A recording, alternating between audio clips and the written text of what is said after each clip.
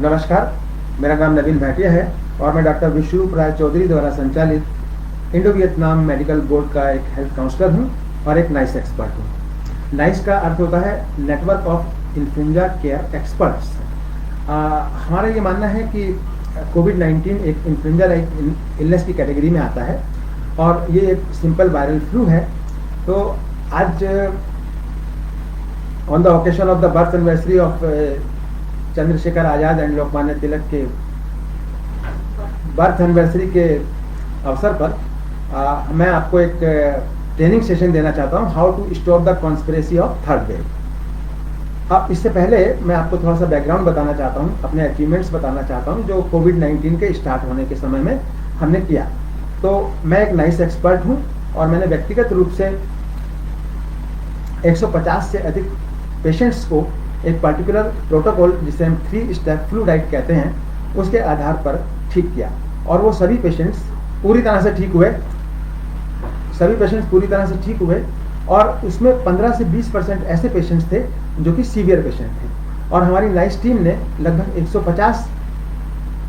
50,000 से भी अधिक पेशेंट्स को इसी 3 स्टेप फ्लू डाइट से और नेचुरल हर्ब की सहायता से ठीक किया। तो और उसके बाद कोई भी पेशेंट जो है उसमें किसी प्रकार का कोई पोस्ट कोविड ट्रीटमेंट का जो सिम्टम्स होते हैं वो उसके अंदर नहीं पाए गए और वो आज सभी स्वस्थ हैं और खुश हैं। हमने 50,000 पेशेंट्स को जब क्योर किया, जब उनको ट्रीट किया, तो हमने ये देखा कि वो जब हमने 50,000 पेशेंट्स को ठीक किया, क्योर किया, तो वो हमने ये पाया कि ये कोविड-19 एक बहुत ही कम इन्फेक्शियस डिसीज़ है। इसका R0 केवल 2 से 2.5 है और इसका डेथ रेट जो है 0.1% है। 0.1% का मतलब यदि 10,000 लोगों को कोविड-19 होता है तो एक पेशेंट की उसमें डेथ हो सकती है, वो भी यदि वो पहले से कोमॉर्बिड कंडीशंस को फेस कर रहा है।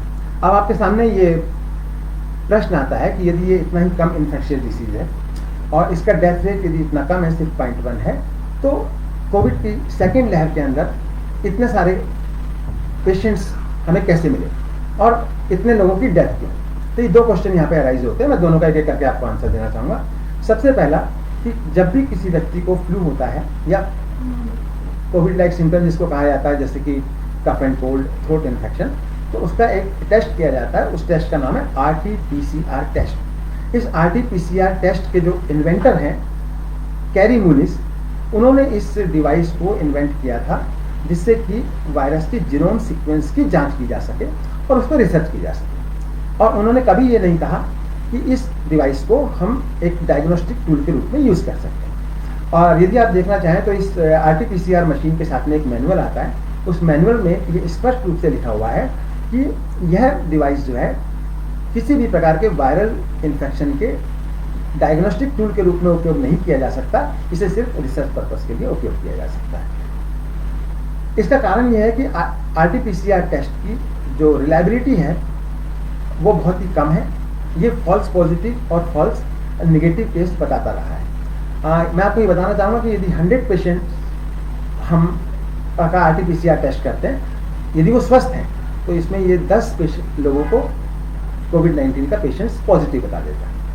और यदि कुछ समय बाद 5 या 10 मिनट बाद हम फिर से यदि उन्हीं 100 लोगों का टेस्ट करते हैं तो ये दूसरे 10 लोगों को कोविड पॉजिटिव बता देता है और जो पहले 10 लोगों को कोविड पॉजिटिव बताया था वो नेगेटिव आ जाते हैं। तो इस मेरा कहने का तात्पर्य ये है कि RT-PCR टेस्ट की जो रिलायबिलिटी है, उसकी जो एफिकेसी है, वो फॉल्स पॉजिटिव है, फॉल्स नेगेटिव है और इसके ऊपर हम रिलायबिलिटी नहीं रख सकते। और यदि इस पर विश्वास करके यदि कोई व्यक्ति अपने आप को कोविड का पेशेंट मानता है तो ये एक समझदारी वाला डिसीजन नहीं माना जा सकता। इसलिए इसके फॉल्स पॉजिटिव होने के कारण नंबर ऑफ केसेस बहुत ज़्यादा दिखाई दिए।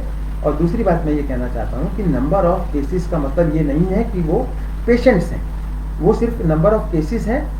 और दूसरी बात ये है कि चूंकि मैंने आपको बताया कि इसका डेथ रेट जो है वो 0.1 है, 1000 लोगों को यदि कोविड होता है तो केवल एक व्यक्ति की डेथ होती है, तो फिर कोविड-19 की सेकेंड लहर जिसे कहा गया, जिस कॉन्स्पिरेसी को सेकेंड लहर कहा गया, उसमें इतने लोगों की डेथ कैसे हुई? ये एक मेन क्वेश्चन सभी लोगों के मन में आता है, जिसके कारण एक पैनिक का एटमॉस्फेयर पैदा होता है। तो मैं साफ बताना चाहता हूँ कि ये जो डेथ हुई हैं ये कोविड-19 के कारण नहीं हुई है, बल्कि कोविड-19 के ट्रीटमेंट के प्रोटोकॉल के कारण ही ये डेथ्स हुई।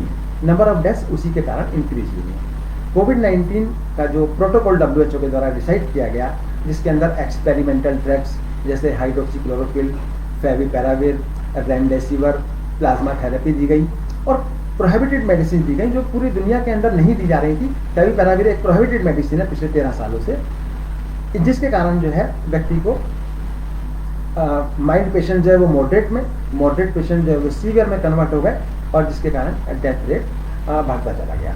और मैं आपको ये बताना चाहता हूँ कि सेकेंड वेव में भी हमने 10,000 से ज़्यादा कोविड पेशेंट्स को ठीक किया और उसमें भी 20% ऐसे पेशेंट्स थे जो कि सीवियर पेशेंट्स की कैटेगरी में रखा जाते हैं। हमने इनको ठीक करने के लिए एक विशेष प्रकार का प्रोटोकॉल, जिसे कि हम 3 स्टेप फ्लू डाइट कहते हैं, उसकी सहायता से और कुछ नेचुरल हर्ब की सहायता से हमने ये पेशेंट्स को रिकवर किया और उसके अंदर कोई भी किसी प्रकार के ऐसे अन्य सिम्टम्स नहीं है जो कि हमारे कन्वेंशनल ट्रीटमेंट के कारण ठीक होकर आए हुए पेशेंट्स के बीच में पाए जा रहे हैं, जैसे कि black fungus, white fungus, green fungus. और ये सभी फंगस जो है फंगल इन्फेक्शन कहलाते हैं, जो कि excess use of steroids and excess use of antibiotic और प्रोहिबिटेड मेडिसिन को देने के कारण ये हमें पोस्ट कोविड जो सिम्टम्स दिखाई दिए वो उनका फेस करना पड़ा। लेकिन हमारे किसी पेशेंट्स के अंदर इस प्रकार के सिम्टम्स देखने को नहीं मिले।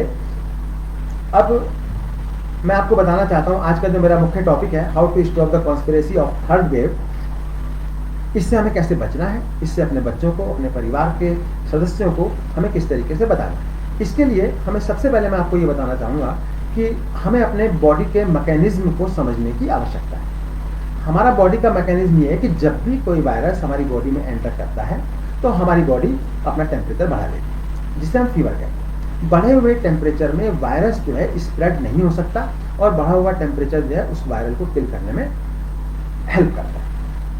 सेकेंड हिस्सा जो है वो आता है इन्फ्लेमेशन, जिसका मतलब है सूजन। जैसे ही कोई वायरस हमारी बॉडी में जाता है तो बॉडी हमारी इन्फ्लेमेशन बढ़ा देती है, सूजन बढ़ा देती है।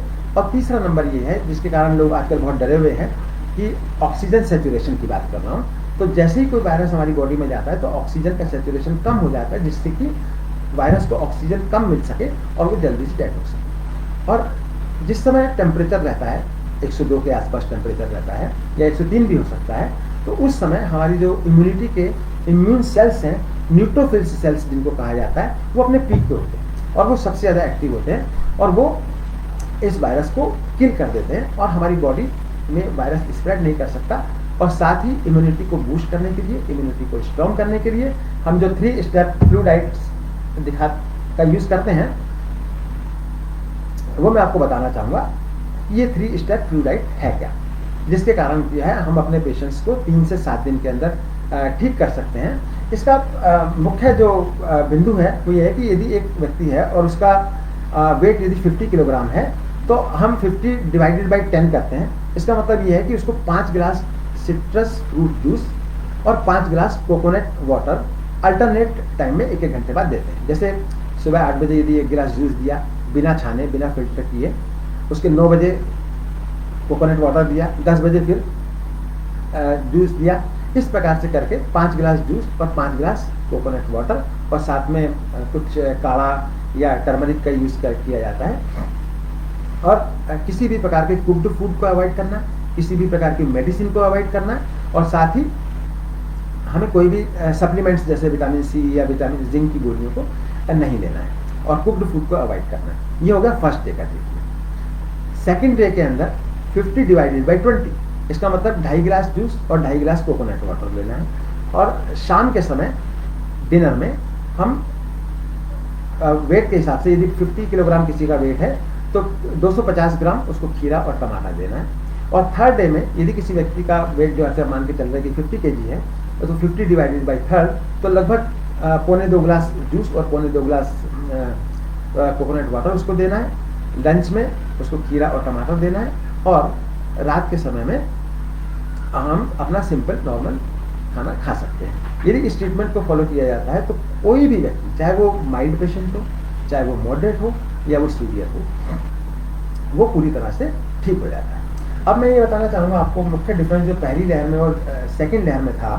पहली लहर के अंदर लोगों में जो सिम्टम्स आए पेशेंट्स के, उनमें कफ था, कफ एंड कोल्ड था, थ्रोट इन्फेक्शन था, वीकनेस थी और साथ में फीवर था। लेकिन सेकेंड लहर में हमने देखा कि पेशेंट्स को लंग्स इन्फेक्शन सफ़र करना पड़ा और ऑक्सीजन सेचुरेशन उनकी बॉडी में कम हो गया।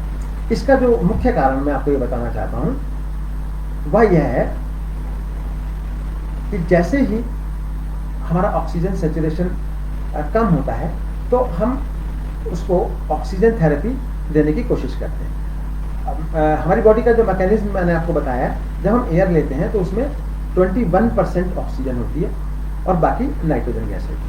लेकिन जब 100% सैचुरेटेड कंसनट्रेटेड यदि ऑक्सीजन हम अपनी बॉडी के अंदर प्रवेश कराते हैं, अपने लंग्स में जाती है, तो उतनी ही ज़्यादा कार्बन डाइऑक्साइड वहाँ पर इकट्ठी होती है।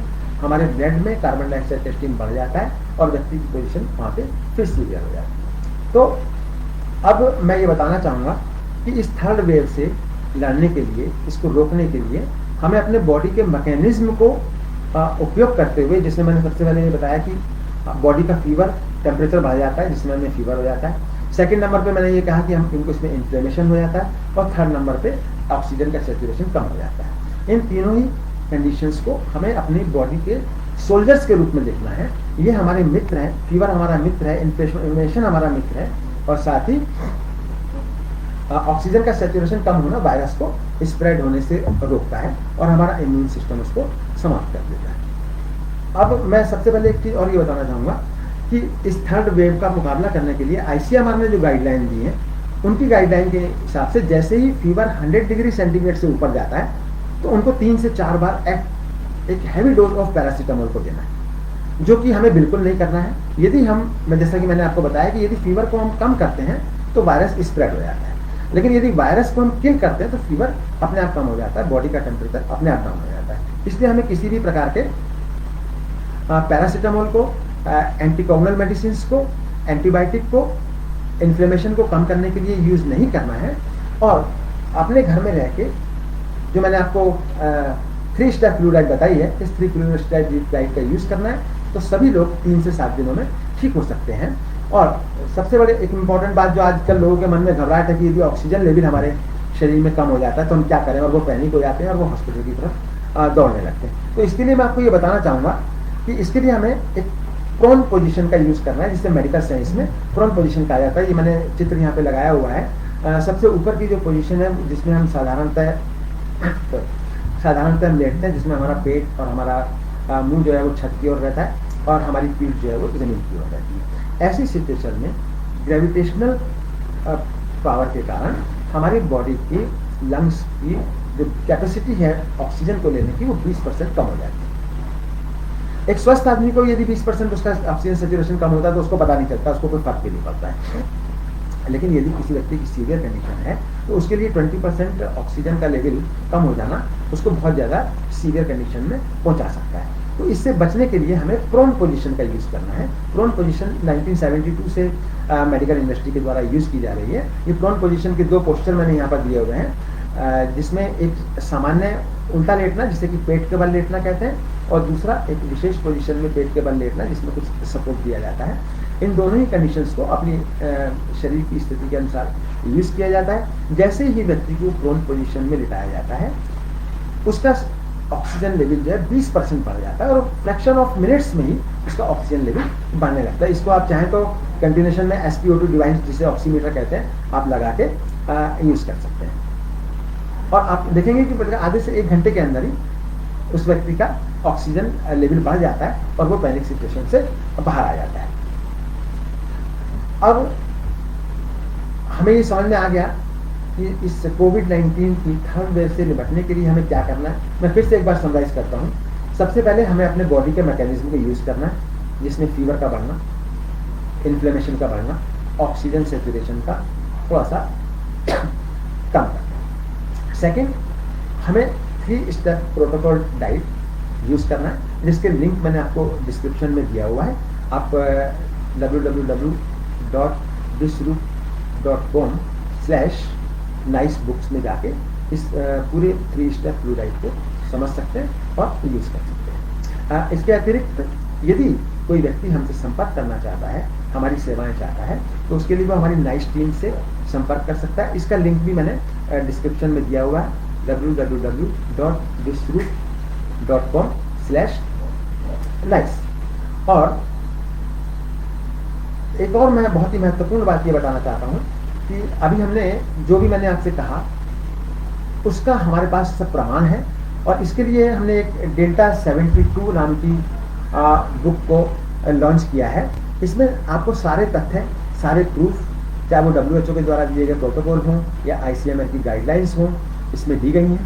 और सबसे मुख्य बात यह, आज इस बुक को आप जो है अमेजोन से ऑनलाइन मंगा सकते हैं, और या फिर इसको आप ई बुक को डाउनलोड कर सकते हैं, पूरी तरह से फ्री डाउनलोड कर सकते हैं आप। इसका लिंक भी मैंने आपको डिस्क्रिप्शन में दिया हुआ है। और एक बात मैं ये और बताना चाहता हूँ आपको कि आजकल जो कोविड-19 से निपटने के लिए एक ब्रह्मास्त्र का यूज़ किया जा रहा है, वो कहा जा रहा है कि वो अमृत की धारा है, और जो हमारे ब्लड के अंदर जो है उसको इंजेक्ट किया जा रहा है, और ये कहा रहा है कि ये सभी व्यक्तियों के लिए पूर्ण रूपेण आवश्यक है, और सभी व्यक्ति को लेने से वो कोविड-19 से इसका मुकाबला कर सकते हैं। मैं इस बारे में अभी यहाँ ज़्यादा डिटेल में नहीं बोल सकता, क्योंकि इसमें वीडियो डिलीट हो सकता है। तो इसके लिए आप जो है इस डेल्टा 72 बुक में जाएंगे तो आपको उनका लिंक दिया हुआ है कि इस तथाकथित अमृत धारा जिसे कहा जा रहा है, इसके कारण कितने लोगों की यूके में, यूएस में और यूरोपियन कंट्रीज में डेथ हुई। बहुत सारे लोगों को इसके साइड इफेक्ट्स हुए, और उसमें से 50% ऐसे लोग हैं जिनको सीवियर साइड इफेक्ट्स हुए। तो आपको कोविड-19 से फाइट करने के लिए और इस थर्ड वेव से कॉन्स्पिरेसी को समाप्त करने के लिए, फाइट करने के लिए आपको ये डेल्टा 72 बुक और नाइस बुक का पढ़ना बहुत जरूरी है, जिससे आपके सारे कंफ्यूजन दूर हो जाएंगे और किसी भी प्रकार की शंका आपके मन में नहीं रहेगी। और अब मैं आपको एक चीज़ और बताना चाहता हूँ। डॉक्टर विश्वरूप राय चौधरी जी का एक बहुत बड़ा अचीवमेंट है। वो अचीवमेंट ये है कि हमने अलग अलग जगहों पे कुछ हॉस्पिटल्स खोले हैं, जिनके डिटेल्स में आपको बताने वाला हूँ। सबसे पहला हॉस्पिटल हमारा महाराष्ट्र के अहमदनगर में खुला है। ये एक फियरलेस हॉस्पिटल के रूप में जाना जाता है। फियरलेस हॉस्पिटल, ये हमारा हॉस्पिटल ओपन एयर हॉस्पिटल है, 1100 बेड का हॉस्पिटल है। इसमें कोविड-19 के सभी पेशेंट्स को, चाहे वो सीवियर हों, माइल्ड हों या मॉडरेट हों, वह उनका ट्रीटमेंट फ्री ऑफ कॉस्ट किया जाता है। और इसमें एक सबसे बड़ी विशेषता ये थी कि इसमें जो हमने कुछ 72 पेशेंट्स का एक डॉक्यूमेंटेशन किया, उनकी केस स्टडी की, उनके वीडियोस बनाए और पूरी टेस्टिमोनियल्स को हमने आयुष मंत्रालय को भेजा, और आयुष मंत्रालय ने इस ट्रीटमेंट को पूरी तरह से सही पाया और उसको, इस ट्रीटमेंट को अप्रूव किया। यदि उस अप्रूवल का आप यदि जानना चाहते हैं, उसकी PDF फाइल चाहते हैं, तो वो भी मैंने डिस्क्रिप्शन के लिंक में दी हुई है। यहाँ पर हमारे जो नाइस एक्सपर्ट्स हैं वो किसी प्रकार के PPE किट का यूज़ नहीं करते हैं, और जो पेशेंट्स हैं वो कोविड अप्रोप्रिएट गाइडलाइंस, मैं तो खैर इसे कोविड डिसअप्रोप्रिएट गाइडलाइंस कहता हूँ, उसका कोई यूज़ नहीं करते हैं। जैसे मास्क है, सैनिटाइज़र है, सोशल डिस्टेंसिंग है या आइसोलेशन है। इन सब चीज़ों के कारण पेशेंट की स्थिति और ज़्यादा बिगड़ती चली जाती है। और मैं आपको ये बताना चाहता हूँ कि मास्क पहनने के कारण कोविड-19 का पेशेंट होने में 20% से ज़्यादा, 20 टाइम्स जो है उसकी संभावना बढ़ जाती है कि व्यक्ति को इसका इन्फेक्शन हो सकता है। और इसका लिंक भी जो आपको ये डेल्टा 72 बुक में CDC का जो आर्टिकल है, CDC की जो रिपोर्ट है, वो इसमें मिल जाएगी। तो हमारे वहाँ जो पेशेंट्स हैं, ना तो वो मास्क का यूज़ करते हैं, ना सैनिटाइज़र का यूज़ करते हैं, ना आइसोलेशन का यूज़ करते हैं, बल्कि हम उनका ट्रीटमेंट करते हैं 3 स्टेप फ्लूइड से, नेचुरल हर्ब से, लव से, पेशेंस से, सपोर्ट, उनको साइकोलॉजिकल और मेंटल सपोर्ट देते हैं। और एक बहुत महत्वपूर्ण बात यह है कि वायरस के लड़ने में फ्रेश एयर और सनलाइट, ये दोनों चीज़ें बहुत ही उपयोगी होती हैं। तो इन 5 चीज़ों का कॉम्बिनेशन बनाने के बाद पेशेंट जो है 3 से 7 दिन में वहाँ पे ठीक होकर जा रहे हैं। उन 72 पेशेंट्स की जो केस स्टडी हमने भेजी थी, उसके कारण जो अप्रूवल लेटर आया, तो इसके कारण जो है बहुत से लोग हमसे और जुड़ते चले जा रहे हैं। आप भी यदि ये चाहते हैं कि हमसे जुड़ें तो www.vishwaroop.com/nice से हमसे कांटेक्ट कर सकते हैं। हम 24 घंटे 7 दिन आपके लिए हमेशा उपलब्ध रहेंगे, और आपको किसी प्रकार का पैनिक होने की आवश्यकता नहीं है। किसी भी प्रकार से डरने की या लोगों की बात में आने की आवश्यकता नहीं है, चाहे वो WHO, ICMR हो, मेन स्ट्रीम मीडिया हो या सरकार, क्योंकि बच्चे हमारे हैं, बच्चे सरकार के नहीं हैं। इसलिए उनको ध्यान रखना, उनको इस कोविड-19 से बचाना और इस थर्ड वेव की कॉन्स्पिरेसी से बचाना वो हमारी रिस्पॉन्सिबिलिटी है, ना कि किसी सरकार की और ना ही किसी WHO की। मैं फिर से आपको अंत में एक बार फिर से रिमाइंड कराना चाहता हूँ कि आप 3 स्टेप फ्लू डाइट को स्टडी कीजिए और उसको अपने घर में यूज़ कीजिए। प्रोन जो मैंने आपको ये प्रोन पोजीशन के लिए बताया है, प्रोन पोजीशन जिसमें कि हमको उल्टा लेटना है, पेट टेबल लेटना है, उसका यूज़ कीजिए। हिम्मत रखिए, करेज रखिए, आप पूरी तरह से स्वस्थ हो जाएंगे और हम आपके साथ हैं। धन्यवाद।